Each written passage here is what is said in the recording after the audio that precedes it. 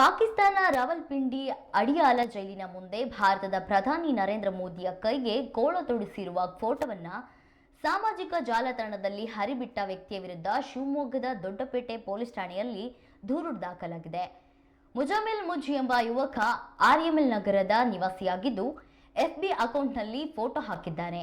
ಈತ Dubai ನಿವಾಸಿಯಾಗಿದ್ದು ಅಲ್ಲಿದ್ದಾಗ March 8ರಂದು Pak ಮತ್ತು ಭಾರತದ ನಡುವೆ ಯುದ್ಧದ ವಾತಾವರಣ ನಿರ್ಮಾಣಗೊಂಡಾಗ ಭಾರತದ ಪ್ರಧಾನಿಗೆ ರಕ್ತ ಸಿಕ್ತ ಬಟ್ಟೆಯನ್ನು ತೊಡಿಸಿ ಇಬ್ಬರು ಸೈನಿಕರ ಫೋಟೋವನ್ನ ಚಿತ್ರಿಸಿ ಅಡಿಯಾಲ ಜೈಲಿನ ಎದುರು ನಿಂತಿರುವಂತೆ ಹರಿಬಿಟ್ಟಿದ್ದಾನೆ. ಆ ಹಿನ್ನೆಲೆಯಲ್ಲಿ ಪ್ರಕರಣ ದಾಖಲಾಗಿದೆ.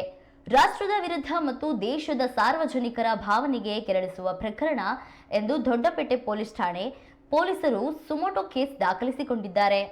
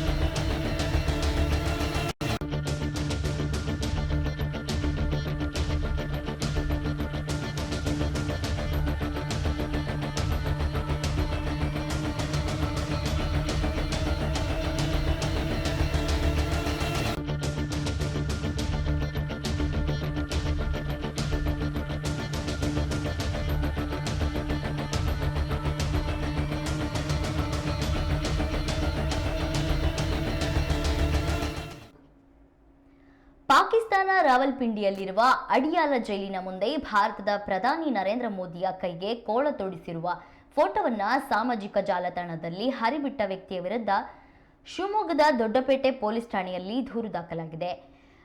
ಮುಜಾಮಿಲ್ ಮುಜ್ ಎಂಬ ಯುವಕ ಆರ್ಎಂಎಲ್ ನಗರದ ನಿವಾಸಿಯಾಗಿದ್ದು ಎಫ್ಬಿ ಅಕೌಂಟ್ನಲ್ಲಿ ಫೋಟೋ ಹಾಕಿದ್ದಾನೆ.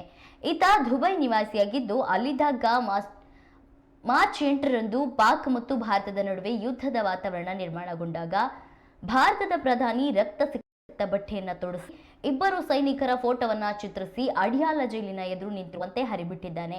ಆ ಹಿನ್ನೆಲೆಯಲ್ಲಿ ಪ್ರಕರಣ ದಾಖಲಾಗಿದೆ. ರಾಷ್ಟ್ರದ ವಿರುದ್ಧ ಮತ್ತು ದೇಶದ ಸಾರ್ವಜನಿಕರ ಭಾವನೆಗೆ ಕೆರಳಿಸುವ ಪ್ರಕರಣ ಎಂದು ದೊಡ್ಡಪೇಟೆ ಪೊಲೀಸ್ ಠಾಣೆ ಪೊಲೀಸರು ಸುಮೋಟೋ ಕೇಸ್ ದಾಖಲಿಸಿಕೊಂಡಿದ್ದಾರೆ.